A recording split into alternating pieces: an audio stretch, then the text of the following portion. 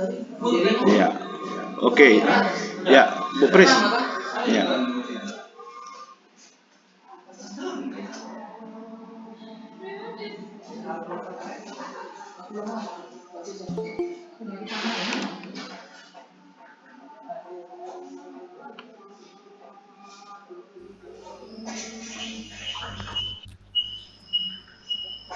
Selamat siang kepada kita semuanya, Bapak Ibu Guru. Salam sejahtera. Kiranya kita semua dalam keadaan sehat hari ini. Terlebih pada saat ini kita akan mengikuti webinar dengan topik mengembangkan budaya positif di SMK Negeri 3 Pematang Siantar. Dan menjadi narasumber kita pada saat ini adalah pihak Direktorat Sirait Eskom, di mana webinar ini dilaksanakan telah menjadi salah satu program guru penggerak pengintasan materi yang telah dipelajari di modul 1, yaitu pembelajaran calon guru penggerak. Kepada Bapak Jubrihat Sirait, waktu dan tempat kami persilahkan. Terima kasih. Terima kasih Ibu Prisda Samosir yang telah membuka acara ini. Selamat siang Bapak Ibu guru semua, semoga dalam keadaan sehat-sehat. Puji syukur kita panjatkan kehadirat Tuhan Yang Maha Kuasa, di mana pada siang ini kita masih diberikan kesehatan dan kebahagiaan. Bapak Ibu, sesuai dengan yang disampaikan oleh moderator tadi, bahwa sesuai dengan program kami untuk calon guru penggerak harus kami sosialisasikan materi dan pengetahuan yang telah kami pelajari sebelumnya di modul pembelajaran calon guru penggerak. Bapak Ibu, izinkan saya untuk membagikan layar untuk presentasi saya.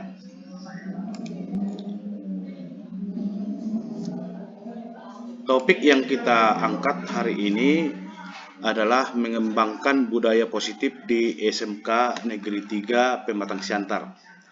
Bisa dilihat ya, bagi layar saya, Bapak Ibu, nampak ya? Ya, terima kasih.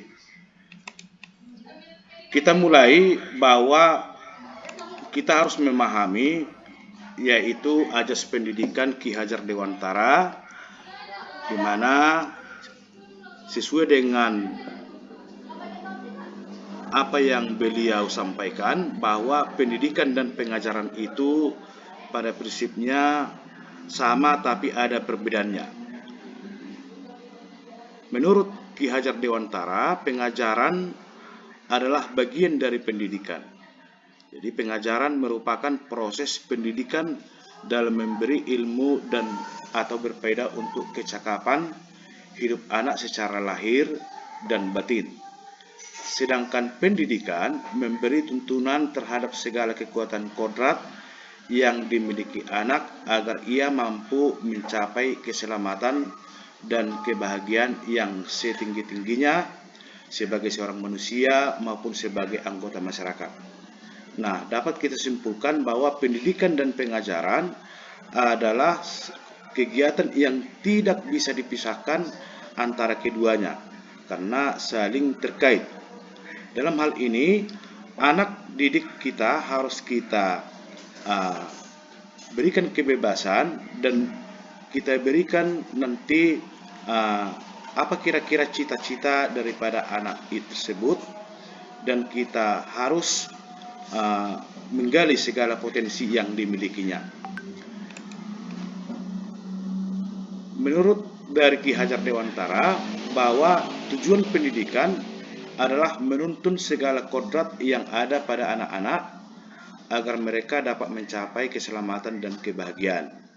Nah, dalam hal ini kita juga harus mewaspadai bahwa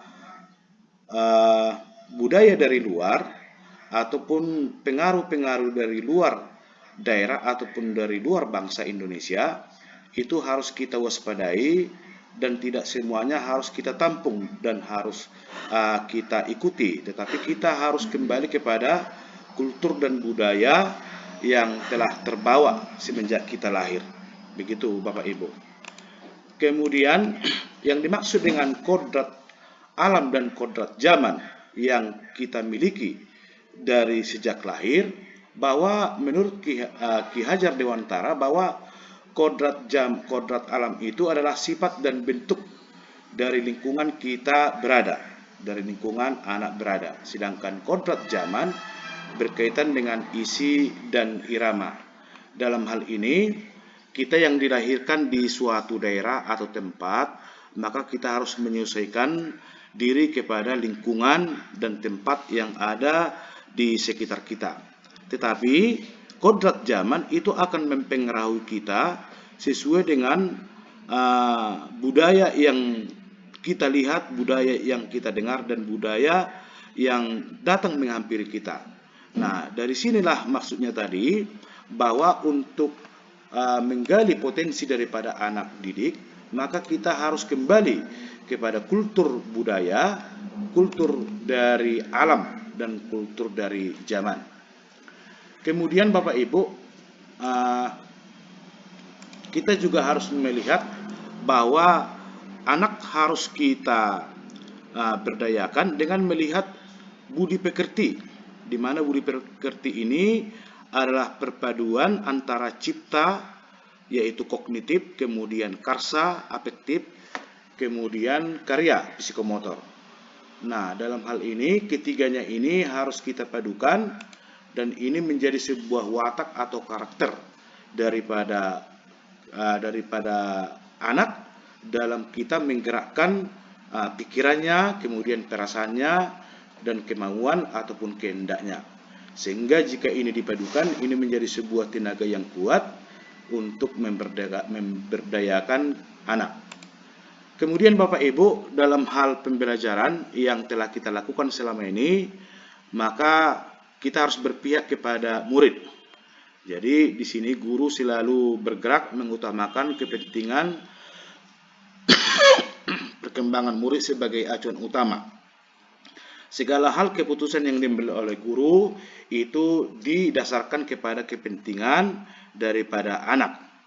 Dalam hal ini kita harus melihat apa yang dibutuhkan oleh anak, apa keinginannya, apa yang dimiliki oleh dia. Nah, di situ kita harus peka dan melihat dari segala apa yang dimiliki oleh anak tersebut.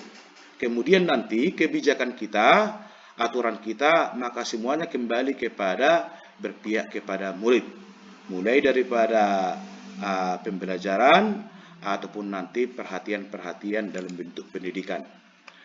Bapak Ibu, juga nanti kita membuat bahwa sekolah itu menjadi sebuah tempat yang aman dan nyaman dan bermakna. Disinilah anak-anak untuk bermain, disinilah anak-anak untuk bersosial, dan di sekolah inilah nanti anak-anak untuk memperoleh pendidikan dan juga pengajaran. Sehingga dalam hal ini salah satu fungsi daripada sosialisasi ini agar kita memiliki satu visi dan gambaran bagaimana kita nanti memandang anak itu menjadi sebuah karakter yang dapat kita berdayakan. Kemudian Bapak Ibu, dalam perkembangannya ada kita memahami bagaimana guru mengalami miskonsepsi tentang kontrol kepada anak. Di sini ada dibuat yaitu ilusi guru mengontrol murid. Kemudian ilusi bahwa semua penguatan positif, efektif, dan bermanfaat. Kemudian ilusi kritik dan membuat orang merasa bersalah dapat menguatkan karakter. Kemudian ilusi bahwa orang dewasa memiliki hak untuk memaksa. Nah, dalam hal ini ilusi yang dimaksud di sini adalah cara-cara kita selama ini yang dikatakan masuk dalam kategori miskonsepsi kontrol. Nah, ini yang harus nanti kita luruskan Bapak Ibu, bagaimana kita untuk mengontrol anak dan memberikan pendidikan kepada anak. Di sini ada saya buat yaitu pertanyaan pemantik. Bagaimana cara membuat murid disiplin? Siapakah yang bisa mendisiplinkan murid? Apakah guru yang bisa mendisiplinkan murid? Atau kepala sekolah, atau orang tua murid, atau murid itu sendiri? Mengapa? Nah, sebelum kita dalami hal ini, kita jawab, maka kita, maaf Bapak Ibu, masih nampak share screen saya? Masih ya? Nah, di sini kita harus memahami ada kemerdekaan dalam pendidikan. Menurut Ki Hajar Dewantara, bahwa kemerdekaan itu di mana ada kemerdekaan, disitulah disiplin yang kuat. Sehingga anak tersebut ataupun guru misalkan memiliki kedisiplinan diri sendiri, ya, di mana di sini harus dilakukan secara perlahan, ya, secara perlahan, dan kita mulai dari disiplin diri kita sendiri sehingga bisa nanti kita mencoba untuk menularkan kedisiplinan ini kepada anak didik ataupun juga kepada teman-teman guru yang lain. Nah, di sini Ki Hajar Dewantara juga menyatakan bahwa kemerdekaan dan dalam konteks pendidikan saat ini adalah menciptakan murid yang merdeka. Syarat utamanya adalah disiplin yang kuat. Nah, disiplin yang kuat di sini tadi kembali ke awal adalah dengan juga melihat potensi yang dimiliki oleh anak didik kita. Jadi ada saling keterkaitannya. Kemudian Bapak Ibu, di sini yaitu ada beberapa cara yang kita lakukan untuk melakukan kedisiplinan kepada murid, di mana kita juga harus mengetahui apa latar belakang dan juga karakter daripada anak didik. Yang pertama adalah cinta dan kasih sayang. Nah, dalam hal ini kita harus menunjukkan cinta kepada anak didik, kita harus menunjukkan rasa sayang kita kepada anak didik. Artinya, kalau musuh kita memberikan nasihat kepada anak didik, bukan dari sebuah dendam, bukan dari sebuah emosi, tetapi sebuah dari rasa sayang begitu. Nah, dalam hal ini anak itu nanti akan memberikan rasa sayang kembali kepada kita karena kita sudah di awal menunjukkan rasa sayang kita kepada mereka. Kemudian ada juga yaitu kebutuhan untuk bertahan hidup. Dalam hal ini ada survive, setiap manusia memiliki kebutuhan ini, maka kita harus melihat bagaimana anak tersebut membuat jawaban, membuat alasan apabila dia melakukan kesalahan. Apakah itu berangkat daripada sebuah rasa cinta, apakah itu dari kebutuhan bertahan hidup. Misalkan kita melihat Bapak Ibu di kelas ada yang bergaduh begitu. Ya, kita harus melihat situasi itu, kita langsung jangan menyalahkan yang perempuannya misalkan dipukul, kemudian perempuannya balik memukul. Dalam hal ini kita harus jeli melihat bahwa mereka berdua sedang melakukan kebutuhan bertahan hidup. Artinya dipukul dan memukul. Nah, di sini si A mengatakan karena dipukul saya, si B mengatakan karena diejek saya. Nah, di sini sebenarnya mereka sudah melakukan kebutuhan bertahan hidup. Itu contohnya Bapak Ibu. Kemudian penguasaan kebutuhan dan kemampuan. Dalam hal ini kita harus melihat bahwa kebutuhan itu berhubungan dengan kekuatan yang dimiliki oleh anak didik, ya, sesuai dengan kompetensinya, kemudian keterampilannya, itu harus kita akui adalah sebuah jati diri yang dimiliki dia. Nah, dalam hal ini kita melihat bahwa ada beberapa perbedaan yang dimiliki oleh setiap anak didik, ya. Dalam hal ini kita harus menghormati, kemudian melihat kompetensi tersebut, kemudian keinginan-keinginan apa yang dapat disampaikan oleh si anak. Kemudian juga anak-anak yang memiliki kebutuhan dasar atau memiliki sifat kekuasaan yang tinggi, ini di satu sisi adalah seorang calon pemimpin. Itu positifnya Bapak Ibu. Tetapi di satu sisi yang lain, maka mereka bisa menguasai, ya. Ini yang sering mengatakan kata-kata yang kurang sopan di kelas misalkan, dan segala macam. Nah, dalam hal ini, inilah potensi-potensi yang kita miliki daripada si anak Bapak Ibu. Kemudian ada juga yaitu kebebasan, ya, kebutuhan akan pilihan. Nah, di sini kita membuat aturan tentang kedisiplinan, berpakaian seragam hitam putih, kemudian berpakaian pramuka, kemudian memakai sepatu hitam, kaos kaki putih. Nah, itu dari sekolah kita harus melakukan sebuah kesepakatan di situ. Tetapi satu hal juga yang perlu kita pertimbangkan, bahwa ada kebebasan yang dimiliki oleh si anak. Nah, dalam hal ini, agar sinkron antara peraturan yang akan kita buat dari sekolah dengan kebebasan hak ajasi daripada si anak, maka kita harus melakukan keyakinan yang disebut dengan keyakinan sekolah ataupun dengan keyakinan kelas Bapak Ibu. Nah, kemudian ada juga yaitu merupakan kesenangan, ya. Kita juga harus melihat bahwa indikator ini dimiliki oleh banyak anak, ya, yaitu misalkan si anak itu suka bernyanyi sendiri di kelas, ya, begitu. Kemudian anaknya juga bersuara kuat misalkan.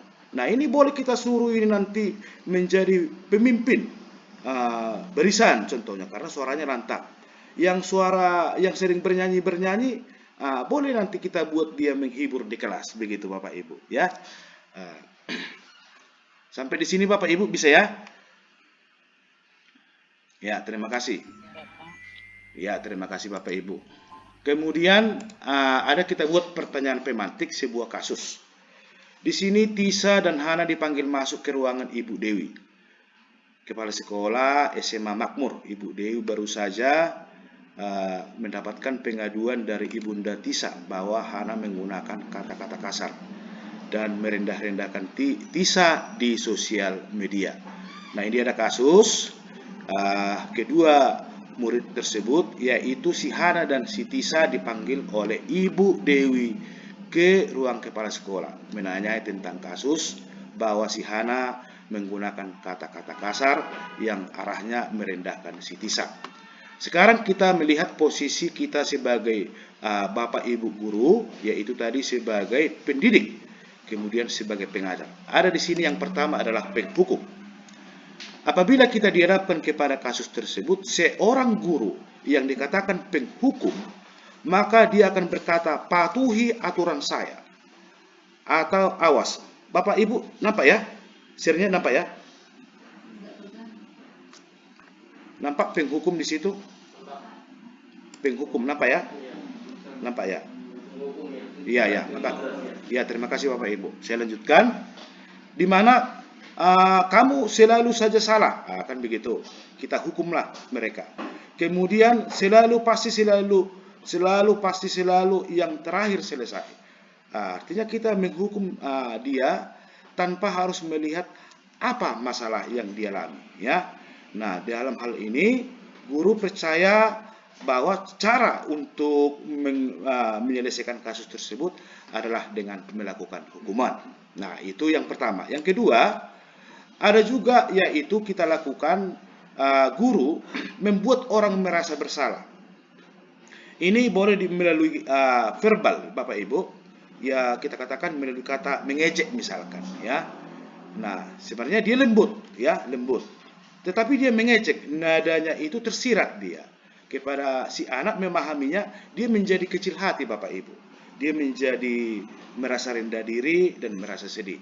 Nah, contohnya begini, Ibu sangat kecewa sekali dengan kamu. Berapa kali Bapak harus memberitahu kamu, ya, gimana coba kalau orang tua kamu tahu kamu berbuat begini, ya. Nah, di sini posisi murid akan memiliki penilaian diri yang buruk tentang diri mereka. Murid merasa tidak berharga dan telah mengecewakan orang-orang disayanginya. Nah, kemudian posisi kita sebagai teman pada kasus di atas Bapak Ibu. Di sini guru membuat posisi teman kepada murid, di mana pertanyaannya begini, ayo bantulah demi Bapak, ya, begitu. Ayo ingat, tidak bantuan Bapak selama ini, ya sudah, kali ini tidak apa-apa, nanti Ibu bantu bereskan. Ini beberapa narasi-narasi yang disampaikan kepada murid juga di kelas. Misalkan kita memberikan hutang kepada anak tersebut, ya, di mana mereka merasa posisi lebih tinggi kepada kita. Memang kita mengajak mereka berteman, tetapi bentuknya yang kita lakukan di sini adalah membuat kita berutang kepada mereka. Artinya tanpa anak tersebut, maka pekerjaan kita ini tidak sampai begitu, ya. Di situ kelemahannya Bapak Ibu. Kemudian yaitu yang keempat, kita sebagai pemantau. Contohnya ini kita melihat peraturannya apa yang telah kamu lakukan, sanksi atau konsekuensinya apa, begitu. Nah, di sini kita menanyakan kira-kira apa yang harus dimiliki oleh siswa, anak didik, tetapi kita di luar daripada konteks tersebut. Kita berdiri di luar dari kasus tersebut. Kita hanya memantau saja dari luar, tetapi kita tidak ikut terlibat di dalamnya. Begitu kira-kira posisi guru sebagai monitor atau pemantau. Kemudian yang terakhir adalah manajer. Nah, di sini Bapak Ibu, sebenarnya kita guru diharapkan di posisi inilah kita, yaitu sebagai manajer. Di posisi manajer, kita harus memiliki keterampilan bertanya, kemudian keterampilan mendiagnosis daripada masalah siswa, ya, masalah anak didik. Kemudian kita juga melihat bahwa anak didik itu harus kita merdekakan dia, ya. Itu yang pertama, dengan rasa sayang kita. Nah, di sini kita kembalikan kepada murid itu untuk menganalisis dirinya sendiri, Bapak Ibu. Ya, kesalahan apa yang dilakukan dia, biarkan dia menganalisisnya. Tanpa harus kita memarah-marahi dia, tanpa harus kita melakukan bahasa-bahasa verbal yang kurang bagus. Nah, nantinya jika kita dapat melakukan posisi manajer kepada anak didik, maka kita nanti bisa lebih lebih bebas, ya, lebih bebas untuk mendisiplinkan anak tersebut, di mana anak-anak kita itu sudah sadar betul bahwa posisinya itu dia sebagai apa, tanggung jawabnya sebagai apa, dan kira-kira apa hak dan kewajiban dia. Nah, dalam hal ini nanti boleh kita kembali kepada kesepakatan kelas dan juga keyakinan kelas. Dapat disimpulkan Bapak Ibu. Nah, ini dia yang terakhir paparan saya.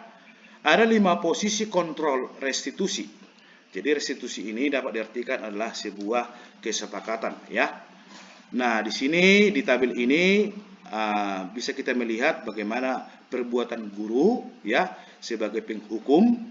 Kemudian guru berkata hasilnya bagaimana, seperti yang di atas. Kalau guru sebagai berbuat menghardik, menunjuk-nunjuk, menyakiti, ya, menyindir siswa misalkan, kemudian dia berkata, kalau kamu tidak melakukannya, saya akan begitu contoh di sini penghukum, maka siswanya nanti menjadi pemberontak, pendendam, kemudian menyalahkan orang lain. Itulah konsekuensinya.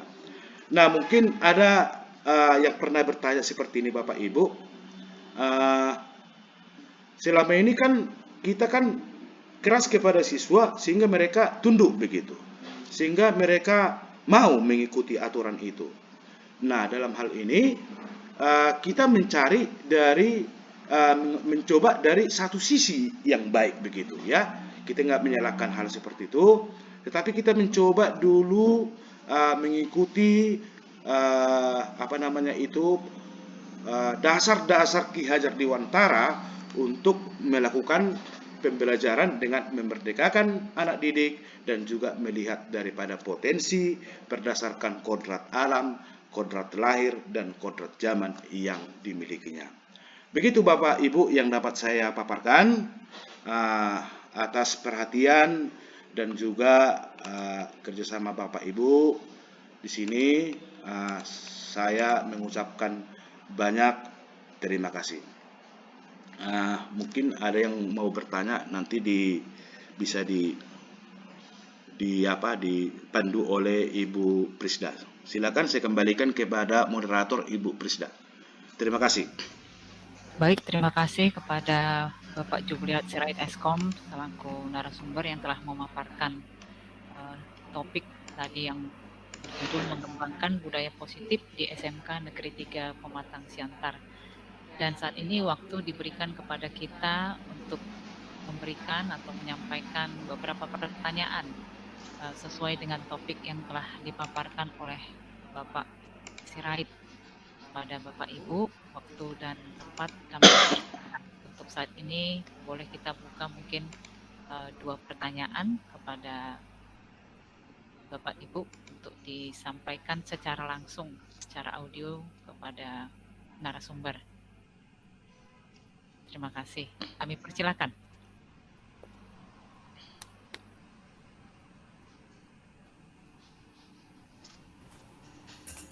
Oke, baik, terima kasih. Perkenalkan, nama saya Nixon Tampu Bolon. Saya ingin bertanya. Jadi di awal presentasi Bapak mengatakan menurut Ki Hajar Dewantara anak didik kita harus berdayakan. Nah, dengan kata berdayakan itu berarti kita harus mengembangkan pengetahuan siswa kita, mengembangkan skill-skill kita, seperti itu kan Pak? Iya, Pak. Dengan itu siswa kita harus kita ajak keluar dari sekolah atau bisa ke tempat lain untuk mengembangkan pengetahuan skillnya gitu. Tentu itu butuh biaya. Sementara kan kalau zaman sekarang ini kan semua biaya sekolah kan diadakan gratis semua gitu. Apalagi dengan adanya situasi pandemi seperti ini, COVID seperti banyak orang tua siswa yang PHK atau digantikan dari pekerjaannya gitu. Otomatis biayanya sangat minim gitu Pak. Sementara kita dituntut mengembangkan siswa, mengembangkan pengetahuan siswa, wawasan siswa, update akan teknologi. Bagaimana solusinya seperti itu? Apakah ada solusi dari pihak sekolah yang bisa membuat siswa seperti contoh magang gitu Pak ya? Magangnya digratiskan atau penyediaan tempat tidur digratiskan gitu. Bisa nggak itu dari sekolah diberi solusi seperti itu Pak? Mungkin itu aja dari saya. Baik, terima kasih kepada Pak Nixon Bolon sudah menyampaikan pertanyaannya. Mungkin waktu ini kami berikan kepada kita satu lagi pertanyaan di sesi ini. Langsung aja dulu saya jawab Bu dari Pak Nixon. Silakan kepada Bapak Sirait untuk menjawab pertanyaan. Iya, terima kasih atas pertanyaan dari Pak Nixon Tampu Bolon. Pertanyaan yang sangat bagus sekali, di mana di dalam pemikiran dari Ki Hajar Dewantara bahwa setiap anak harus digali semua potensi yang dimilikinya. Nah, dalam hal ini kita melihat bahwa anak itu memiliki potensi keterampilan, memiliki potensi pengetahuan. Nah, ini nanti dapat dikembangkan dengan melihat menyesuaikan dengan perkembangan yang di luar daripada sekolah, dengan cara magang, dengan cara studi banding mungkin Pak ya. Ya, saya kira itu betul sekali Pak. Jadi memang semua harus satu visi dalam hal ini, bahwa kita harus berpihak kepada anak didik. Segala keputusan, kebijakan, peraturan harus berpihak kepada anak didik, termasuk juga nanti sarana prasarana itu harus kita maksimalkan Bapak Ibu. Jadi harus ada koordinasi antara guru dengan kepala sekolah, guru dengan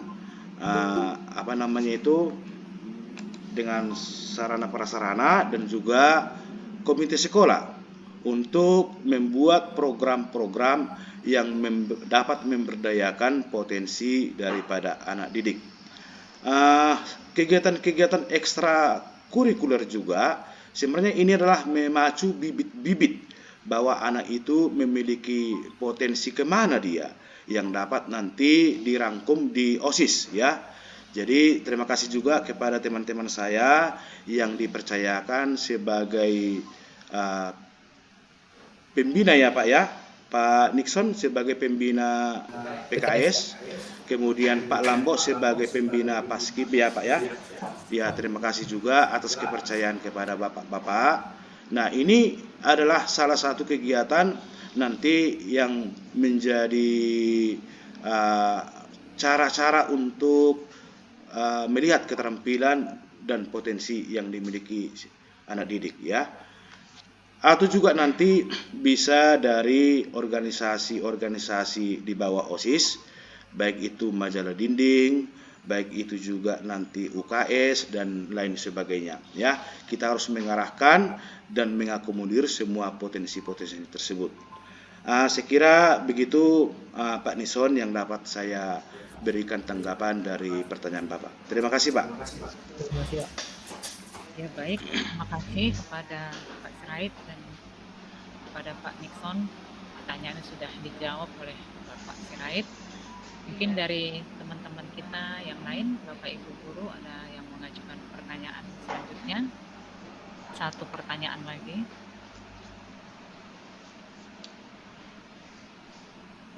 Oke lah, mungkin dari saya sendiri. Tadi dipaparkan bagaimana kita mendisiplinkan siswa kita. Lalu ada kalimat verbalkah yang kita gunakan, rasa bersalah yang mungkin kita sampaikan kepada siswa sehingga dia merasa bersalah dan lain sebagainya. Memang secara umum dari zaman dulu kita sekolah dulu, kalau mendisiplinkan